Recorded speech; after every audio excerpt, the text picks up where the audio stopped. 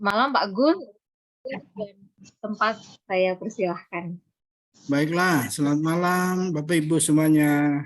Malam. Malam Mbak Gun. Memulai PA kita pada malam hari ini, firman Allah menuntut kita untuk bertumbuh. Ya, ini adalah bagian yang terambil dari Yesaya 55 ayat 10 sampai dengan 13. Kita akan melihat ya Yesaya 55 ayat 10 sampai dengan 13. Mari kita memperhatikan bacaan ini. Yesaya 55 ayat 10 sampai dengan 13. Akan saya bacakan ya.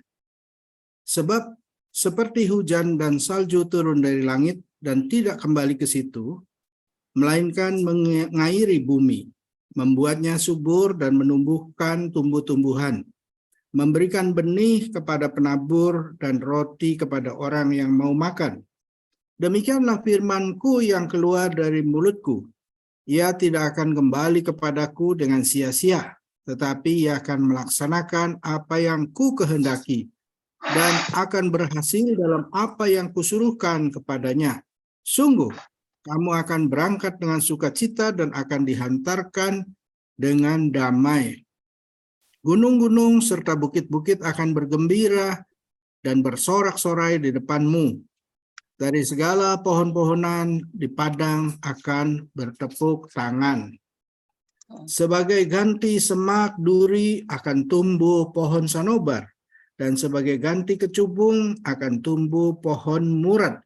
Dan itu akan terjadi sebagai kemasyuran bagi Tuhan, sebagai tanda abadi yang tidak akan lenyap. Itulah Yesaya 55 ayat 10 sampai dengan 13. Kita akan berkenalan dengan Nabi Yesaya lebih dahulu ya. Pada malam hari ini kita melihat Nabi Yesaya itu adalah ini lahirnya itu tahun 765 sebelum Masehi. Ya, lalu dia itu dipanggil sebagai nabi dalam usia 25 tahun kurang lebih ya. Dan ini yang unik dan yang menarik dengan dalam panggilan Nabi Yesaya itu bahwa dia itu merasakan panggilan Tuhan itu di bait Allah, saudara-saudara. Jadi ini adalah sesuatu yang sangat luar biasa. Jarang ada nabi ya kecuali Yesaya yang dipanggil merasakan panggilan Tuhan di bait Allah ya. Ini hanya Nabi Yesaya. Dia berkarya kurang lebih 40 tahun. Jadi kalau dia berkarya dari tahun 740, maka dia sekitar tahun 700 dia ya hampir tidak lagi ada suaranya, hampir tidak. Kita lihat di tahun 700 itu tidak ada lagi berita tentang Yesaya ya. Menurut tradisi dia dibunuh ya pada masa Raja Manasye. Jadi dia berkaryanya tuh kalau dilihat dari rangkaiannya itu kalau 40 tahun berarti dia sampai umur 65 lah kurang lebih ya. Ini Nabi Yesaya keberadaannya ya. Nah, Nabi Yesaya itu apa istimewanya? Istimewanya kita bisa melihat ya. Dia itu nabi yang terlibat langsung dengan nasib bangsa Israel ya dan Yehuda. Ya, dia terlibat dalam kehidupan bangsa Israel dan Yehuda. Dan dia terlibat sebagai tampilnya itu sebagai pahlawan ya. Karena dia ikut berjuang bersama dengan rakyat. Nah, keunikan lagi, keistimewaannya dia itu seorang penyair yang berbakat istimewa. Saudara lihat saja tadi pasal 55 itu ya, itu kan kalau dibacakan itu seperti penyair ya, seperti puisi ya. Puisi yang sangat indah itu ya. Jadi kalau kita lihat nubuat-nubuatnya itu seperti karya sastra itu, bersaut-sautan ya. Jadi memang sepanjang dibaca Yesaya itu isinya banyak begitu ya. Lalu dia juga adalah kalau kita lihat dia mengalami panggilan di bait Allah, dan itu bermakna sangat dalam karena itu yang menjadi sumber kekuatan dia. Saya rasa kalau ngomong soal panggilan, mungkin Bapak Ibu dan saudara-saudara pernah merasakan panggilan ya. Panggilan untuk bertobat, panggilan mengakui Yesus Tuhan dan Juru Selamat. Nah, itu ada di mana pada waktu itu? Nah, ini kalau Nabi Yesaya itu merasakannya itu di bait Allah.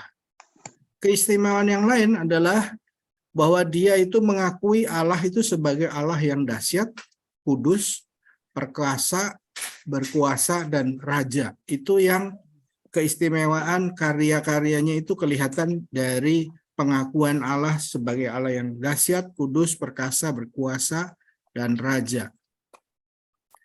Nah, menurut Yesaya, manusia adalah ciptaan yang dinodai oleh dosa. Nah, di dalam pengajaran Yesaya itu Allah menghendaki kesetiaan. Kesetiaan kepada Allah karena ada banyak penyelewengan dari kesetiaan ini. Ada banyak bangsa Yahudi itu yang tidak setia kepada Allah. Tetapi juga yang diminta oleh Yesaya adalah ibadah yang jujur dan tulus hati. Nah, sekarang kita melihat karyanya ya. Karyanya Yesaya apa? Kita melihat pada awal dia mulai berkarya di pasal-pasal awal dari nubuat Yesaya, pasal 1 terus sampai pasal berapa itu, dia mengecam kemerosotan moral yang disebabkan kemakmuran material, kemakmuran kesejahteraan material. Ya, ini menjadi masalah Bapak Ibu ya, ketika kemakmuran itu sangat tinggi, maka bisa merosot moralnya, kehidupan moralnya. Dalam kehidupan kita melihat ya, negara-negara yang makmur dalam tanda petik dari segi kemakmuran kesejahteraan rakyatnya, juga kadang-kala moralnya kurang bagus. Ya, nanti kita bisa diskusikan ini. Nah, jadi tahap pertama itu, tahap kedua Yesaya itu berusaha sebenarnya menggagalkan politik Raja Ahaz, karena Raja Ahaz itu tidak mau mengandalkan Allah, ya. Itu ditegur sama Yesaya. Ya, pada waktu ada ancaman Asyur dari utara, ini Raja Ahaz itu dia menggunakan pertimbangan pribadi, dia tidak mau mengandalkan Allah. Sudah sering dinasihati Yesaya, jangan menggunakan kepandaian sendiri, jangan bekerja sama dengan bangsa lain, percaya kepada Allah, gitu ya.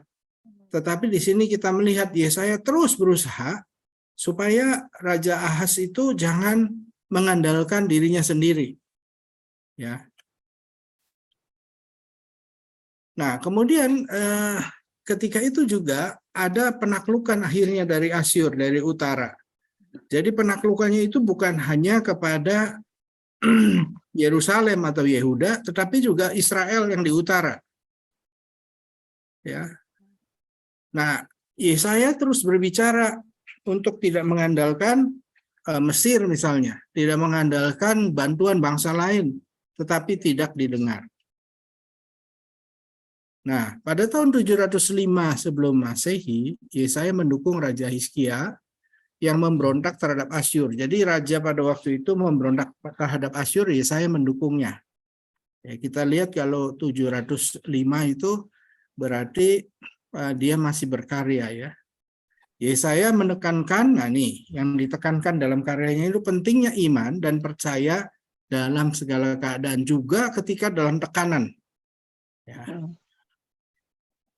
Nah, sekarang kita melihat Yesaya itu dibagi dalam tiga bagian, Bapak Ibu. Bagian yang pertama itu pasal 1 sampai dengan 39. Nah, ini umumnya itu bernada ancaman dan sering menyinggung peristiwa-peristiwa sedih di masa Ahaz dan Hizkia, yaitu raja-raja yang ada pada waktu itu. Jadi Yesaya dibagi 3 ya. bagian yang pertama pasal 1 sampai 39. Nah, bagian yang kedua itu bertema hiburan, penghiburan ya. Itu disebut Deutero. Deutero itu kedua ya. Jadi kitab Yesaya yang kedua itu Deutero Yesaya.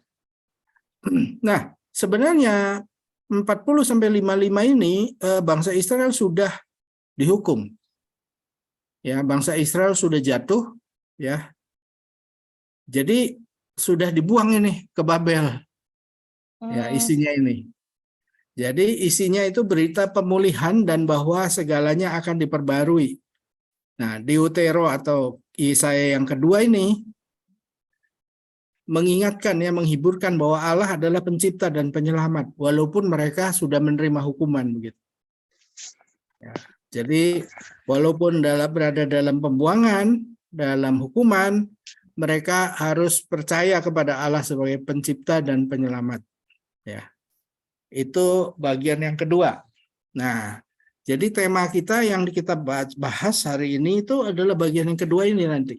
Di ujung bagian yang kedua, 55 ayat 10 sampai 13 itu bagian akhir sekali.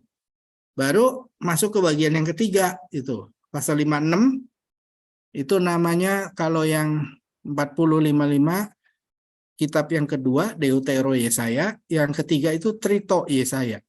Nah, Trito itu ketiga ya, Yesaya yang ketiga. Nah, ini kumpulannya majemuk, isinya macam-macam. Ya.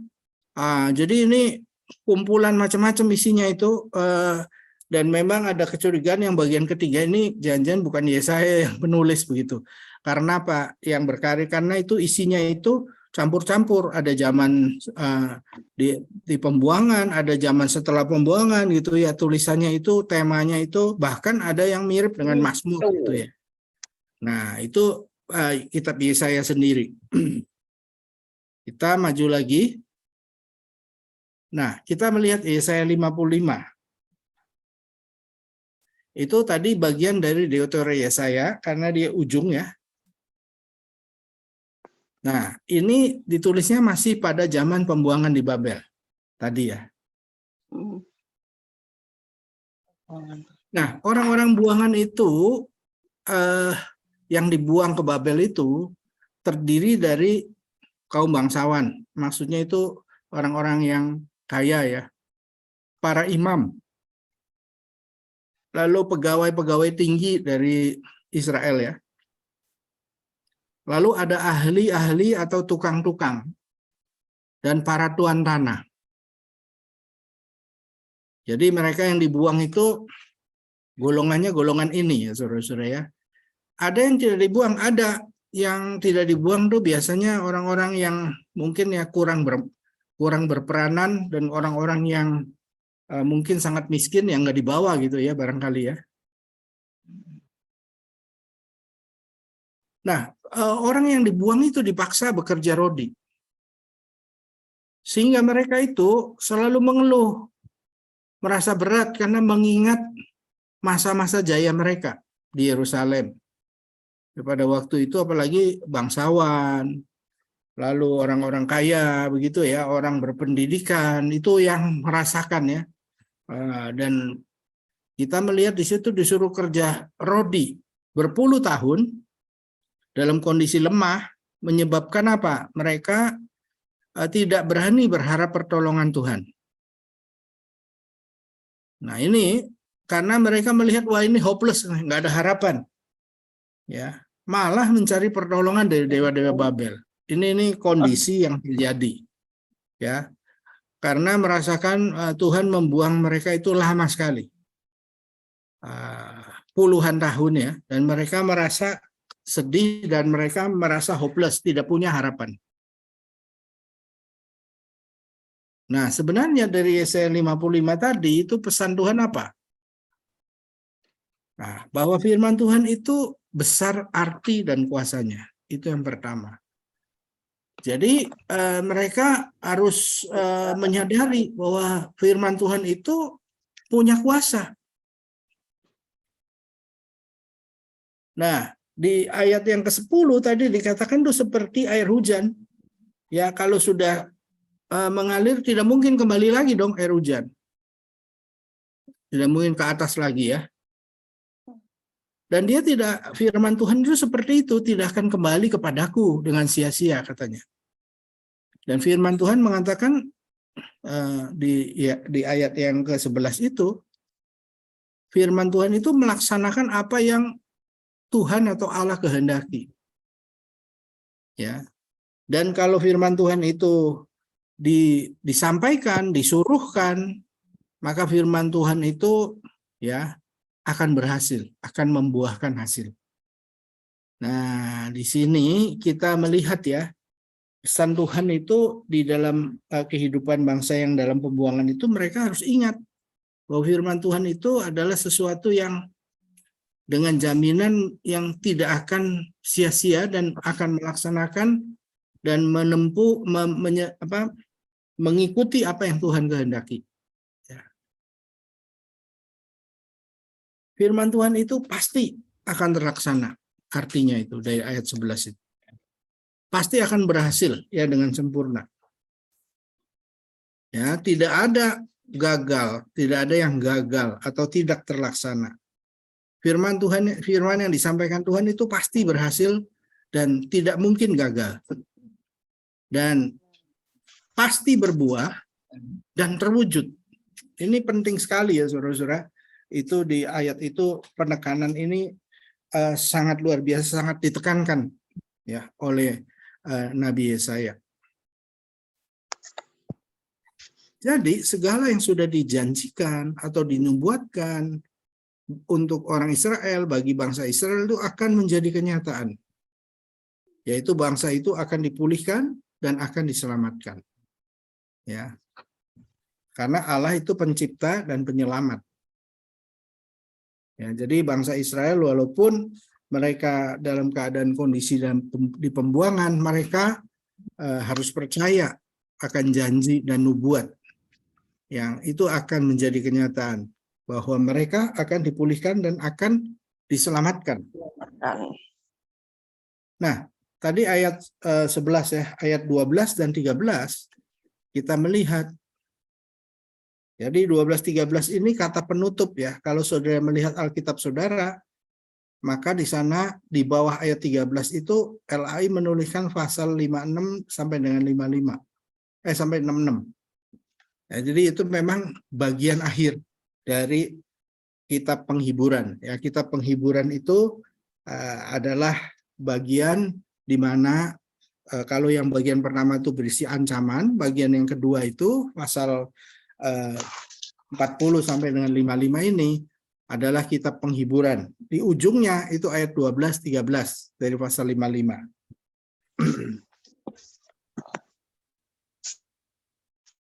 Nah, di sini ditekankan adanya keluaran baru yang akan disertai kegembiraan yang meluap-luap. Nah, kenapa meluap-luap? Karena di sini disebutkan ya bahwa padang tandus itu di sini dikatakan gunung-gunung, bukit-bukit akan bergembira ya, bersorak-sorai di depanmu. Ya, padang tandus itu akan dirubah menjadi tanah yang subur. Ya. Jadi ini penutup dari Yesaya 5 bagian kedua itu. Nah, lalu firman Allah itu Tuhan yang memanggil dan mengutus akan membuat setiap utusannya dihantar dengan damai. Tuhanlah yang mencipta dan menuntun umatnya bertumbuh. Yang ini disampaikan di ayat 12. Ya.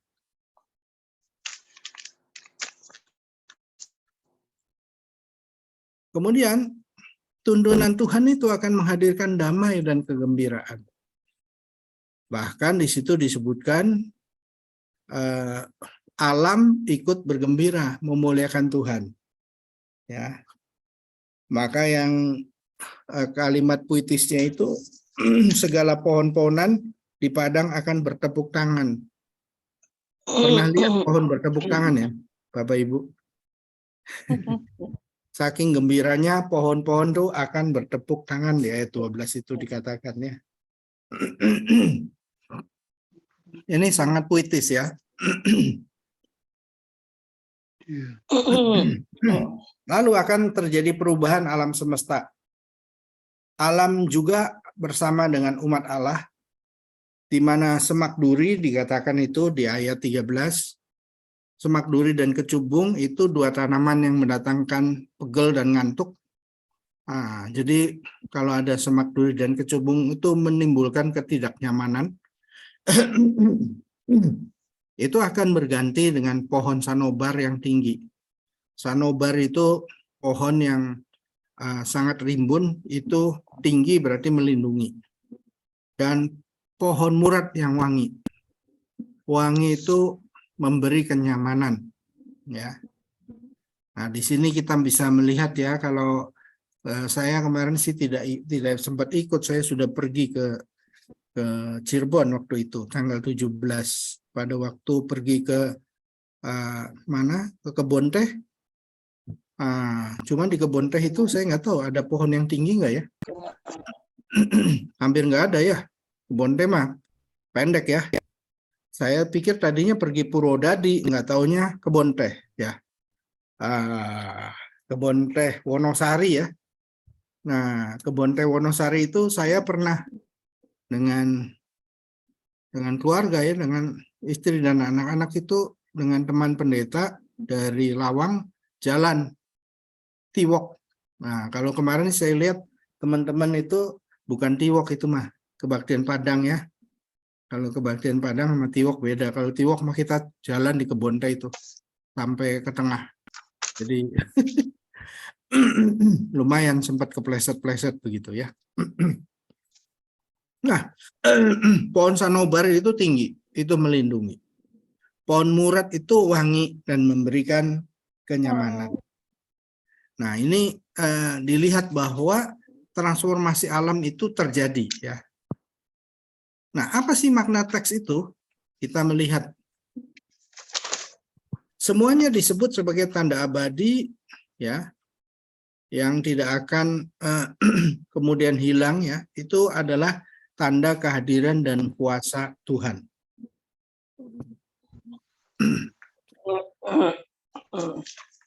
Abadi itu adalah kekekalan Tuhan. Ya, sudah ada dulu, sekarang, dan sepanjang masa. Itulah yang disebut abadi itu.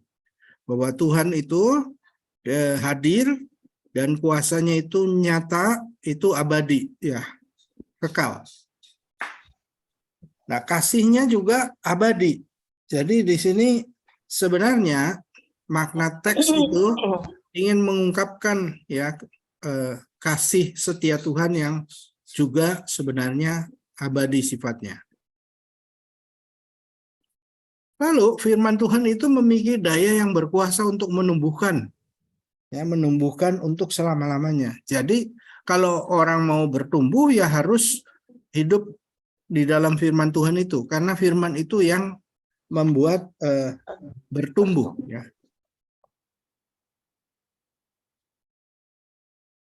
Nah, keselamatan dari Tuhan akan nyata bagi umat yang dalam pembuangan itu. Itulah makna teksnya, saudara-saudara.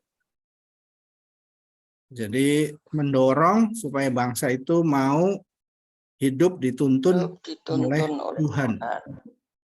Itu adalah bagian-bagian dari pesan makna dari firman Tuhan ayat 10 sampai dengan 13.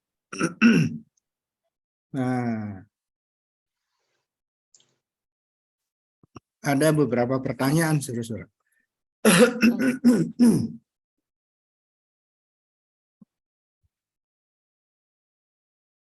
Ini bukan diruntun ya. Pernahkah saudara merasa tidak disertai ya oleh Tuhan? Ini bukan diruntun tapi dituntun, sorry. Itu R-nya T mestinya. Salah ketik. Pernahkah saudara merasa dituntun oleh Tuhan? Itu dua pertanyaan ini, saudara. Pernahkah saudara merasa dituntun? Dan yang kedua, pernahkah saudara merasa tidak disertai? Ayo, siapa yang mau sharing? Pernah itu nggak, saudara merasa ini dituntun oleh Tuhan gitu?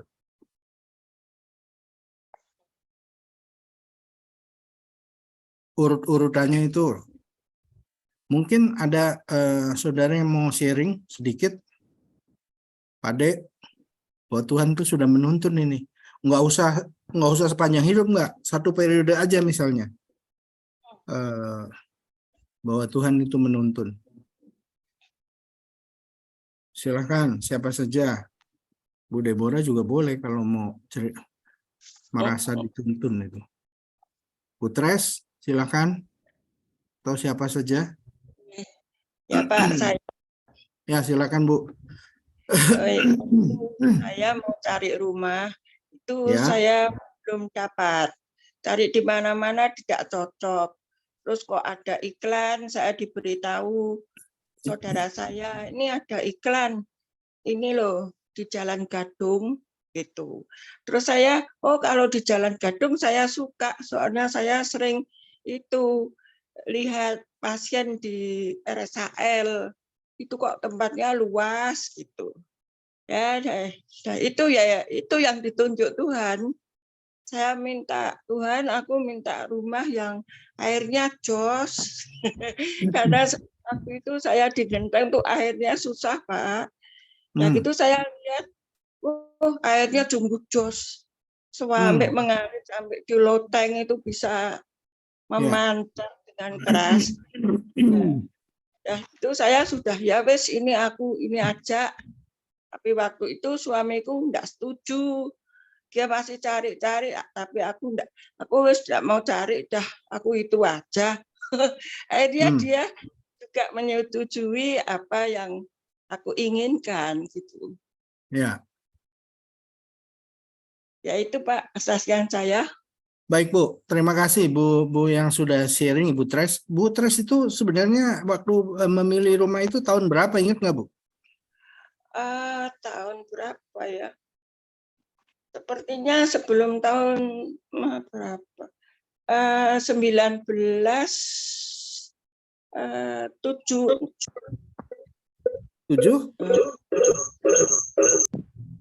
Suaranya gitu.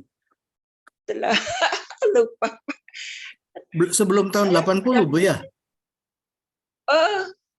Oh, sesudahnya Pak. 87. 87 atau 88. Ya. Berarti luar biasa, sekarang sudah tinggal di rumah itu 30 tahun lebih Bu ya? Saya tinggal di rumah ini 26 tahun Pak. Jadi tahun berapa ya? 23. Ya 87 ya Pak ya. 87. Kalau 87 Bu berarti sudah 97. 97. Ya, kalau 97 itu 26 Bu, betul. Kalau Ya. 87 itu berarti 36 ya. Loh, ya. Berarti dari tahun 97. Wah, Ya. luar biasa. Tuhan menuntun ya sampai akhirnya bisa ikut PA terus sampai sekarang Bu ya jadinya. Iya. Ya, merasakan tuntunan Tuhan. Itu satu hal yang sudah di-sharingkan. Ada teman yang lain nggak? Pak Dewo sudah buka mic itu. Oh, Pak Dewo silakan. Ini yang dituntun atau yang tidak dituntun? Banyak sekali, saya selalu dituntun Tuhan, Pak. Baik.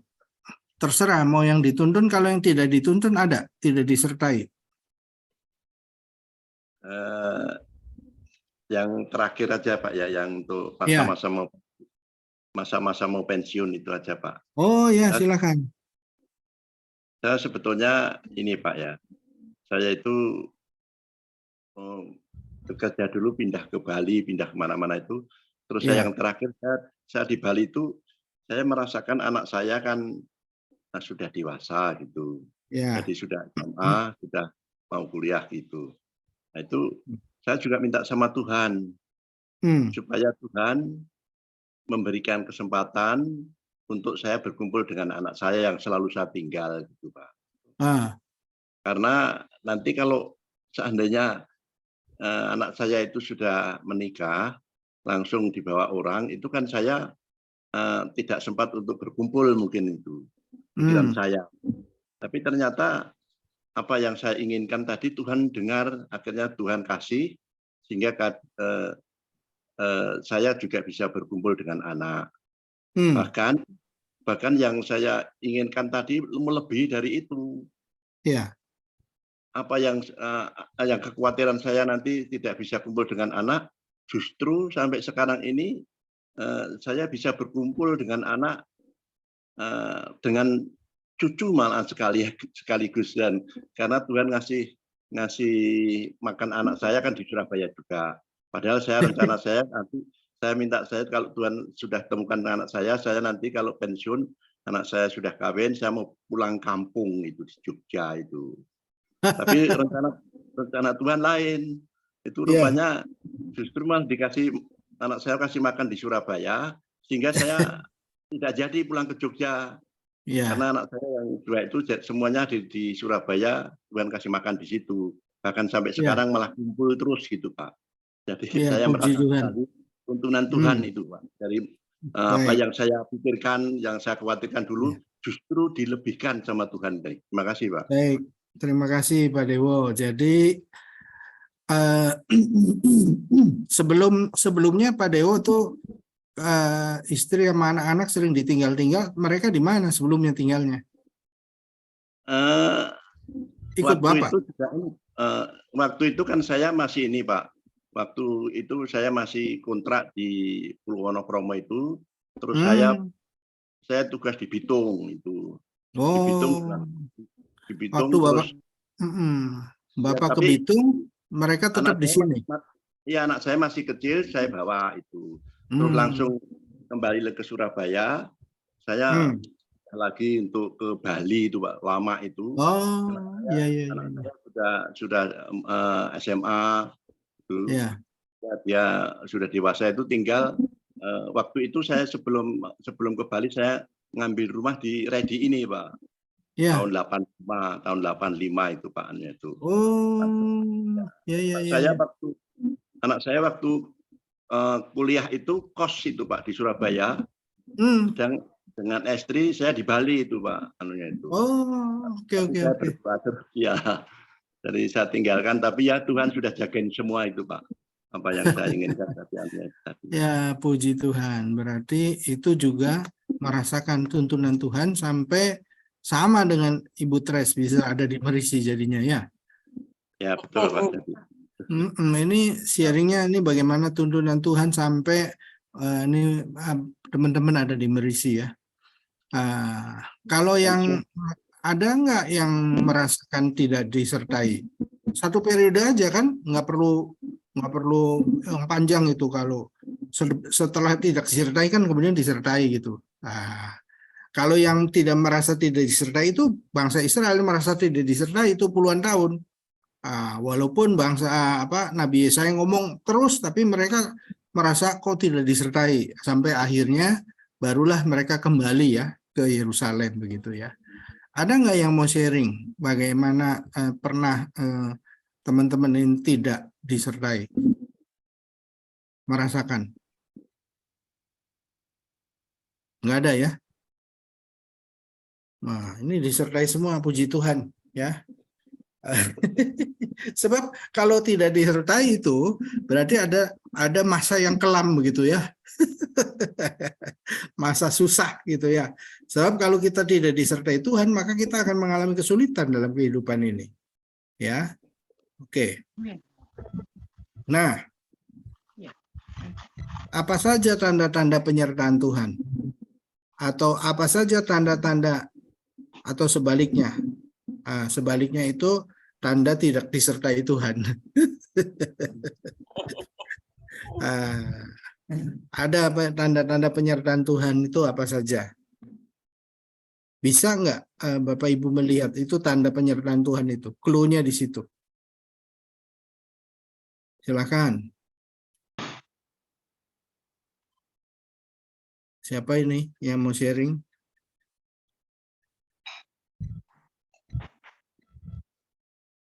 Adakah Bapak Ibu, kalau saya sih tanda-tanda penyertaan Tuhan itu lebih ke rasa nyaman, damai gitu. Jadi ketika salah satu contoh memutuskan untuk tetap bertahan di sebuah bidang pekerjaan atau pergi itu, Tuhan kasih tanda bahwa oh ya, kalau memang sudah waktunya pergi, itu ada tanda yang Tuhan berikan. Lalu ketika harus stay pun Tuhan kasih tanda gitu Pak, dengan tetap rasa nyaman, tetap bisa melakukan dengan penuh sukacita. Buat saya itu salah satu tanda gitu. Kalau yang tadi, yang pertanyaan pertama, pernahkah saudara tidak disertai? Kayaknya bukan tidak disertai ya Pak ya, kalau menurut saya. Tapi itu kita sebenarnya disertai, tapi kita nggak mau ngikuti apa yang Tuhan tuntun gitu loh. Maunya sakarepe kita sendiri gitu. Oh, itu contoh sakarepe dewek itu ya. Jadi iya, maunya jadi sendiri. bukan tidak disertai, tapi Tuhan pasti sertai kalau kita melangkah dengan apa yang sebenarnya Tuhan mau gitu. Kalau kita jadi tahu bahwa memang itu salah, tanda-tanda penyertaan Tuhan ini bisa agak aneh juga sebenarnya. Kalau tadi dibilang rasa damai, tenang begitu ya. Tapi bisa juga tanda penyertaan Tuhan itu tidak seperti itu. Contoh yang berapa kali saya ingat itu adalah ketika satu hari di tahun berapa itu ada seorang warga negara Singapura, dia ingin kembali dari Jakarta ke Singapura. Lalu dia itu sudah booking pesawat, zamannya belum zaman seperti sekarang ya, dia sudah punya tiket di tangan untuk naik Silk Air dari Jakarta menuju ke Singapura. Nah, pada waktu itu, dia itu karena Jakarta macet, dia datang ke airport tuh terlambat Soekarno-Hatta itu. Sehingga pesawat itu sudah terbang, dia baru datang. Nah, itu kan kecewa berat dia, gitu ya. Tapi disitulah Tuhan menyertai dia, bahwa dia tidak layak mati. Karena pesawat itu meledak di udara. Loh iya, meledak di atas Palembang itu, sekitar sana. Kan akhirnya nggak ada yang selamat, mati semua. Jadi dia tadinya kan waduh udah sama Tuhan tuh kayaknya keselnya luar biasa gitu ya. Tapi kalau Tuhan menghendaki menyertai dia untuk dia tetap hidup, dia masih hidup. Yang lain itu penumpangnya mati semua. Jadi tanda-tanda penyertaan Tuhan itu kadang-kala ya, barangkali ini Bu Deborah, ya Tuhan itu kadang-kala kelihatan kita nih gagal kelihatannya gitu toh. Tapi ternyata sebenarnya gagal mati gitu. Lah, jadi bisa jadi ya bahwa tanda penyertaan Tuhan itu di luar dari yang kita bayangkan gitu. Lah, kalau kita berhasil semua, ternyata belum tentu itu, ya belum tentu baik ujungnya gitu ya. Ada tuh kejadian begitu kan? Semuanya lancar semua. Nah, ternyata di belakang itu ada yang tidak lancar di belakang kita itu. Tapi dia dapat hadiah, kita nggak dapat hadiah karena kita lancar. Lah, itu terus kita pikir loh, kita ini lancar banget, tapi kalau kita nggak dapat hadiah ya, yang dapat hadiah orang yang belakang yang terhambat itu. Jadi sebenarnya ya ini tanda penyertaan Tuhan itu bisa macam-macam sih memang. Nah ini ada Bu Desi mau cerita tuh tanda penyertaan Tuhan Bu. Barangkali Bu mau sharing. Iya Pak Gun. Jadi tanda penyertaan Tuhan itu kalau bagi saya sih baik itu ada kadang-kala ada yang gagal dan juga ada yang sukses itu pasti. Tapi yang jelas ketika kita gagal kita harus introspeksi diri. Kenapa kok Tuhan itu menggagalkan hal itu seperti itu. Jadi ya kalau pribadi saya sih ya pasti dalam hidup itu pasti ada merasa bahwa kalau seandainya ada persoalan yang sangat rumit mungkin kita tidak bisa memecahkan, mungkin kita mengatakan bahwa itu Tuhan tidak menyertai. Tapi sekali lagi ketika kita ikut Tuhan, kita percaya bahwa Tuhan itu nanti. Kemudian saya introspeksi diri, kenapa ya Tuhan kok menggagalkan ini? Begitu ya, seperti yang saya alami beberapa tahun yang lalu ketika suami meninggal. Saya tidak menyangka kalau suami meninggal. Padahal program kami ke depan itu sudah jelas begitu loh ya. Padahal waktu itu sih kami tanggal 5.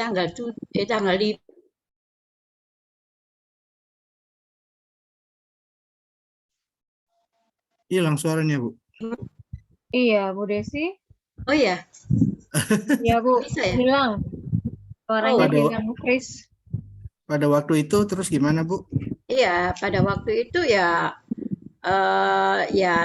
di sisi kan apa namanya apa yang sudah saya programkan nggak Ya. tersampaikan, nggak tercapai. Maksud saya mobil langsung saya tinggalkan. Suami ya sudah dipanggil Tuhan, saya mau apa? Saya nggak bisa berbuat apa-apa dan bahkan ketika waktu itu sih saya ngomong, bisakah saya itu hidup dengan 2 anak yang waktu itu masih SMP kelas 1 sama kelas 3. Tetapi untung ada salah satu pendeta dari GKI Merisi yang mengatakan Tuhan selalu melihat ke bawah, selalu melihat ibu, nanti bapak itu juga di surga juga melihat ibu gitu. Ya sudah, saya akhirnya ya sudah, saya merasakan tuntunan itu ya sekarang ini bisa saya rasakan ternyata Tuhan itu menuntun saya, begitu Pak Gun. Baik. Jadi memang sharingnya Bu Desi ini penting sekali. Penting untuk kita bersama belajar ya. Jadi memang kalau tadi saya katakan bahwa tanda penyertaan Tuhan itu bisa berbeda-beda, unik ya. Kalau tadi yang Ibu Deborah katakan, tanda penyertaan Tuhan itu ada damai apa ya gitu ya. Tapi yang di sharingnya Bu Desi itu berbeda lagi. Justru ketika sangat dibutuhkan planning keluarga seperti apa, justru ditinggal malahan. Nah, di situ baru merasakan beratnya itu ya. Tetapi ya dengan pertolongan Tuhan, perlahan-lahan bisa dijalani ya.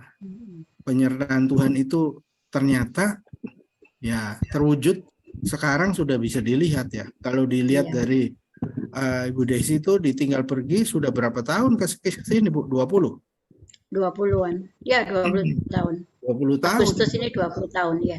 Nah, tuh 20 tahun.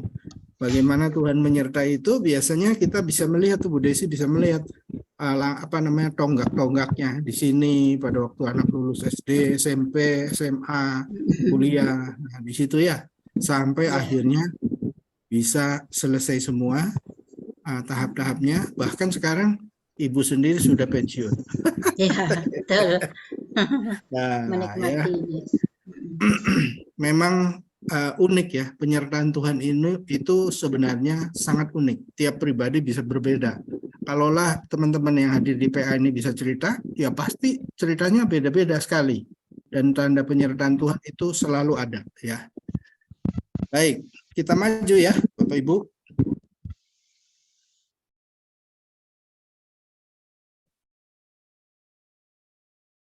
Nah, bagaimana saudara bisa merasakan firman Tuhan yang dapat memberi kekuatan dalam kehidupan setiap hari.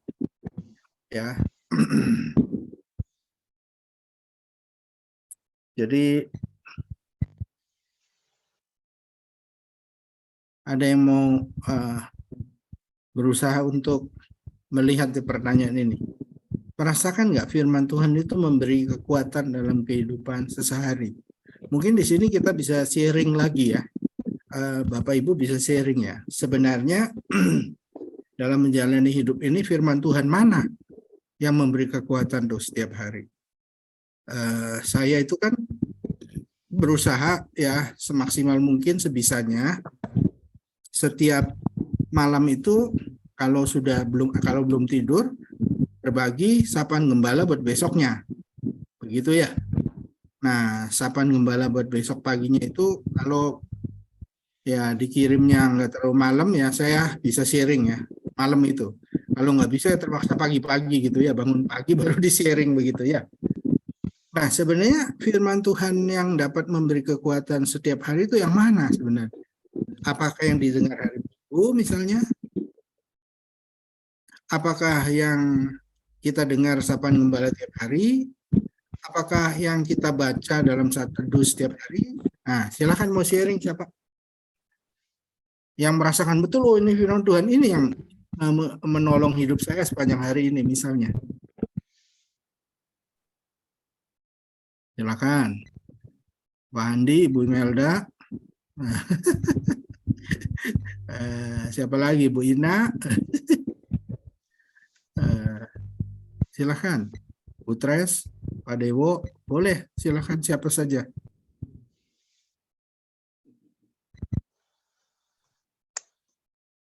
Bu Desi juga boleh. Ya, mungkin saya Pak Gun ya. Ya. Kalau saya merasakan bahwa firman Tuhan yang baik yang saya dengar maupun yang saya baca itu pasti memberikan kekuatan kepada saya untuk menjalankan kehidupan ini. Karena saya setiap hari itu ada beberapa orang yang mengirim tentang firman Tuhan. Entah itu pagi atau malam jam 8 ini nanti juga ada orang yang mengirim. Dan itu isinya ketika kami mendengarkan memang isinya bagus dan itu memberikan kekuatan pada saya. Begitu Pak Gun. Baik, jadi ini sumbernya dari mana aja ya? Ya, sumbernya dari mana saja kalau saya. Asalkan itu firman Tuhan, begitu. Ya. Ya. Baguslah. Bu Deborah, dari mana aja? Kalau saya mungkin memang ya kalau merenungkan firman Tuhan itu setiap hari ya. Cuman kadang-kadang ketika ada sesuatu yang kayaknya ada masalah atau sesuatu yang dipikirkan berat itu Tuhan itu kasih salah satu orang yang nggak tahu, kok saya bilangnya kok selalu pas gitu ya. Kirim ayat yang sesuai dengan apa yang saya butuhkan hari itu gitu, Pak Gun. Jadi saya bilang kok pas yo ayatnya. Saya cuma bilang terima kasih ya Kak udah berbagi firman Tuhan. Padahal nggak pernah sharing, tapi ayat yang diberikan itu sesuai dengan apa yang menjadi pergumulan hari itu. Ya. Baik, itu kan memang keunikannya masing-masing nih. Saya tidak memberikan kebebasan, memang tiap orang bisa berbeda begitu ya. Silakan Pak Dewo, Bu Tres, dari mana aja itu yang merasakan itu firman Tuhan itu memberikan kekuatan. Sekaligus cross check nih saya nih. Kalau saya ngirim SG Sapaan Gembala tuh di senior Pak De atau Bu Tres itu diikutin nggak Sapaan Gembalanya?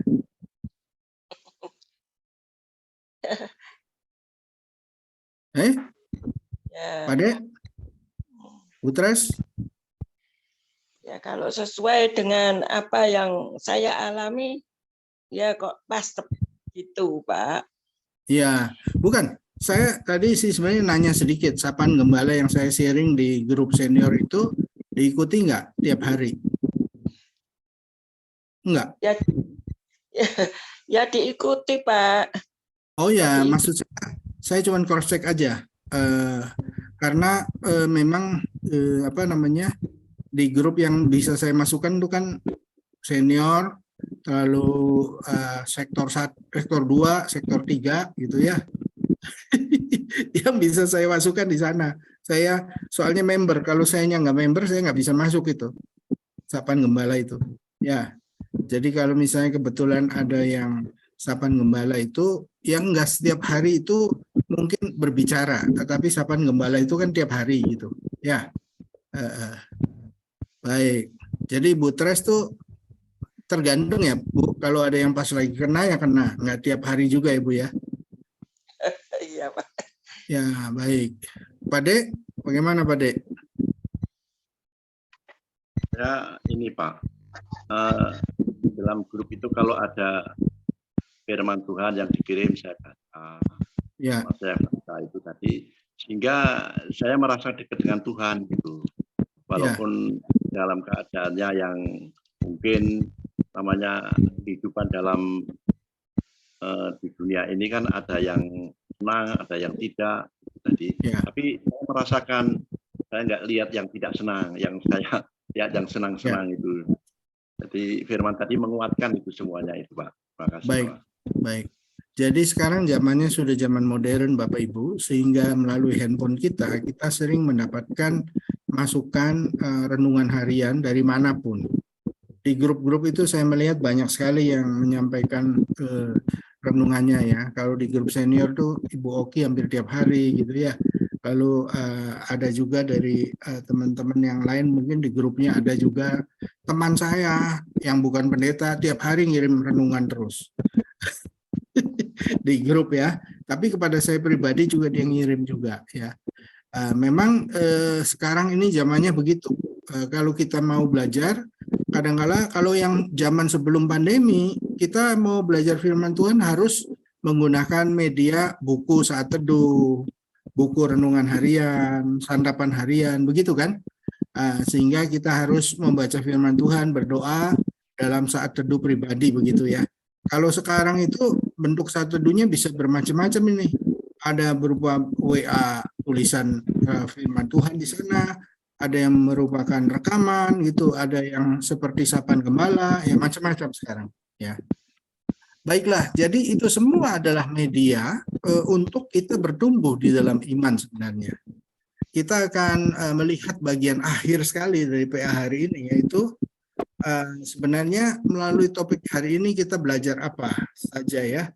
Yang pertama ya, kita ini sebenarnya juga sering berada dalam keadaan kurang mengerti rencana dan kehendak Tuhan. Ya. Jadi memang seperti juga bangsa Israel, mereka juga tidak mengerti apa rencana dan kehendak Tuhan dalam pembuangan itu ya. Nah, dalam keadaan tidak memahami kehendak Tuhan, kadangkala ada beberapa sikap. Ada orang yang tidak mengerti itu diam. Nah, tetapi ada yang berjalan sendiri. Ya. Nah, hati-hati nih saudara-saudara, kita ini memang sudah memang kadang-kala dalam keadaan kurang mengerti rencana dan kehendak Tuhan. Nah, kita nih posisinya tidak memahami kehendak Tuhan, tapi kita terus bagaimana gitu ya. Nah, melalui Yesaya ini kita belajar bahwa Tuhan itu sebenarnya senantiasa hadir menuntun umatnya, ya, sehingga dengan firman Tuhan itu kita bisa bertumbuh dan bahkan kita mengandalkan Tuhan. Nah, inilah makna belajar pada hari ini, yaitu bahwa kita itu bisa bertumbuh kalau mengandalkan Tuhan dan mendalami firman Tuhan itu dan melaksanakan firman Tuhannya itu dalam kehidupan sehari-hari. Ya. Tiap hari Minggu toh kita bersama sebagai umat Tuhan itu selesai membaca Injil, selalu saya membacakan dari Lukas 11 ayat 28. Ya. Barangkali Pak Deo hafal ya, nggak usah dibuka itu ya, Lukas 11 ayat 28. Ketika Tuhan Yesus berkata, yang berbahagia ialah setiap orang yang mendengarkan firman Allah dan yang memeliharanya dalam kehidupannya sehari-hari. Ya. Yang berbahagia ialah mereka yang mendengar dan memelihara firman Tuhan. Memelihara firman Tuhan itu berarti memberlakukan firman Tuhan menjadi bagian hidupnya. Jadi kalau kita mau berbahagia, ya kita harus menjalani firman Tuhan itu, hidup di dalam firman Tuhan, menghidupkan firman Tuhan dalam hidup kita sehari-hari. Ya. Barulah kita bisa berbahagia. Itu kata Tuhan Yesus ya. Salah satu kriteria bahagia itu adalah Lukas 11 ayat 28 itu. Ya. Kalau di Lukas 11 ayat 26, 27 itu orang-orang itu mengatakan, berbahagialah ibu yang sudah melahirkan engkau ya Rabi. Tuhan Yesus mengatakan, bukan ibu saya yang bahagia. Yang bahagia ialah mereka yang mendengarkan firman Allah dan yang memeliharanya dalam kehidupannya sehari-hari. Itu, ya. Jadi banyak orang mencari kebahagiaan keliru, yaitu dengan katanya healing lah, kemana lah, bukan itu. Jadi kebahagiaan itu menjadi pelaku firman Tuhan itu baru berbahagia, ya saudara-saudara. Nah, bisa bertumbuh. Dan ketika kita menjadi pelaku firman Tuhan, ketika kita mengandalkan Tuhan, di sanalah iman kita itu bertumbuh. Ya. Ini Pak, ya. Ini Pak, ya. Nah, saya, ya Pak. Bagaimana Pak? Ini, enggak, itu mengenai, saya tambahkan lagi ya Pak, ya. Mengenai firman Tuhan tadi. Saya betul-betul, apalagi saya lansia ya Pak, ya.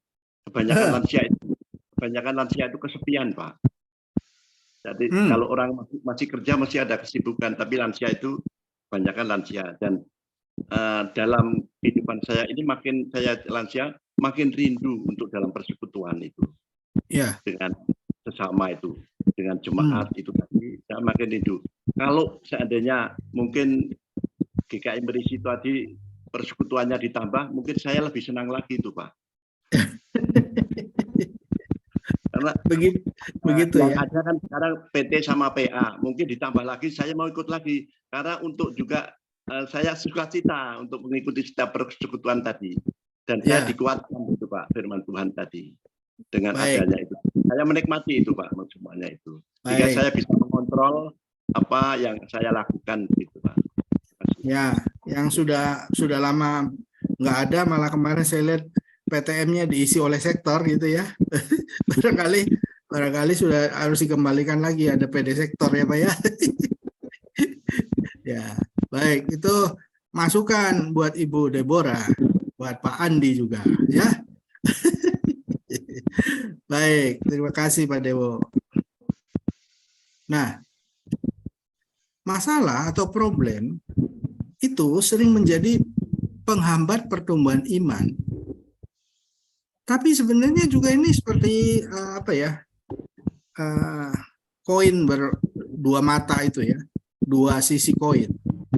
Problem itu bisa menjadi penghambat pertumbuhan iman, tetapi juga sebenarnya masalah dan problem itu bisa menjadi, dengan problem dan masalah itu bisa naik imannya. Betul nggak? Jadi kadang-kadang kita itu merasa bahwa penghambat pertumbuhan iman kita itu masalah dan problem. Tapi sebenarnya masalah dan problem itu seringkali menjadi sebuah tantangan untuk iman kita bertumbuh. Begitu ya? Kita kan seringkali pandangannya itu membuat satu sisi ya, seolah-olah problem itu menghambat pertumbuhan iman kita. Padahal justru dengan problem itu iman kita itu naik satu langkah. Ya, contoh. Ya, saya sudah berapa kali memberikan contoh itu ya, misalnya dalam pelayanan. Kalau pelayanan yang sulit, yang susah, itu orang banyak takut dan tidak berani maju. Tapi justru karena sulit dan susah itulah akan membuat orang itu jadi maju. Ya, semestinya begitu toh. Kalau kita sudah menghadapi kesulitan dan kesukaran dalam pelayanan, kalau pelayanan yang gembira-gembira, yang ucapan syukur itu jadi gampang ya. Tapi kalau kita ketemu krisis, ya kalau ketemu ada anggota gereja misalnya yang minta tolong, minta bantuan, terus kita sendiri ya sebenarnya dalam kondisi yang bukan berlebih, lalu orang itu minta bantuan ke kita, kira-kira bagaimana itu? Menjadi tantangan kita atau kita mengatakan cuek saja, udahlah saya nggak bisa menolong, saya nggak bisa, yang begitu, atau kita mau menolong dia? Sebagai tantangan Pak Gun kalau saya. Ya, orang yang mau maju itu menganggap masalah problem itu sebagai tantangan untuk maju. Ya. Iya. Kita harus tidak boleh cengeng ya. Kalau kita itu lemah, kita itu cepat mundur, menghadapi kesulitan, menghadapi problem, masalah langsung mundur, kita tidak akan pernah maju. Begitu kan? Tapi ketika kita menghadapi masalah dan problem, lalu kita menghadapinya dengan berani, lalu dengan menggunakan segala daya, upaya dan doa, akhirnya kita bisa menghadapinya. Ya. Nah, dalam hal yang seperti ini itu orang yang menghadapi pelayanan yang suka rada susah itu, saya tahu misalnya menjadi PJA ya, pelayan jemaat anak.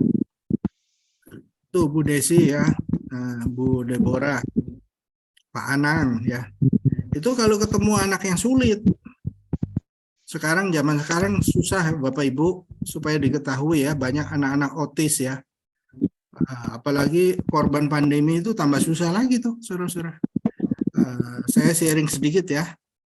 Itu di sekolah-sekolah sekarang ya, Bu Desi, di TK, playgroup, sekarang tuh banyak anak-anak nggak bisa ngomong. Gara-gara pandemi Tiap tahun kemarin. Pak ada. Tiap tahun pasti ada. Bukan Bu, sekarang pandemi ini lebih parah Bu, karena mereka itu Iya. kemarin Bu, itu parah sekali. Jadi Oh. pandemi itu sekarang fenomenanya, saya berikan contoh saja, keponakan istri saya tuh di Jakarta. Oh. Jadi masuk ke playgroup kan, nah dari sekian 10 anak apa 12 anak, setengah lebih nggak bisa ngomong karena main gadget terus. Nah ini sudah lain, ini korban pandemi nih. Nah ini tantangan yang berat. Yang paling laku sekarang apa Bapak Ibu tahu nggak? Dokter Psikolog. anak, bukan dokter spesialis, ya psikolog pasti, tapi Iya. dokter spesialis anak bagian itu apa pertumbuhan, Perkembangan. perkembangan anak. Iya. Itu paling laku ngantri, bayarnya mahal. Karena anak-anak itu butuh terapi ya. Bagaimana anak-anak itu bisa ini memang berat nih zamannya. Problem menjadi bagaimana kita bisa menjadikan problem itu bukan penghambat pertumbuhan iman, tetapi sarana untuk iman bertumbuh. Orang yang hidup dituntun Tuhan itu akan berani bergerak mengikuti Tuhan. Ya. Nah, orang yang tidak berani bergerak mengikuti Tuhan, ini tidak akan pernah maju. Jadi kalau ada firman Tuhan, ada tuntunan Tuhan, kita harus merespons dengan positif, Bapak Ibu. Ya, kalau ada firman Tuhan itu seperti yang dikatakan dalam Yesaya 55 ayat yang ke-12 tadi. Ya. Yaitu bahwa firman Tuhan itu ayat 11 tadi, ketika sudah diturunkan, dia tidak akan kembali. Seperti air hujan itu tidak akan kembali. Ya. Kalau kita dituntun oleh Tuhan, kita harus mengikuti Tuhan itu dengan setia. Maka kita bergerak mengikuti kehendak Tuhan. Sudah diberitahu sama Tuhan, kita harus melangkah bersama dengan Tuhan. Disitulah kita bertumbuh di dalam iman.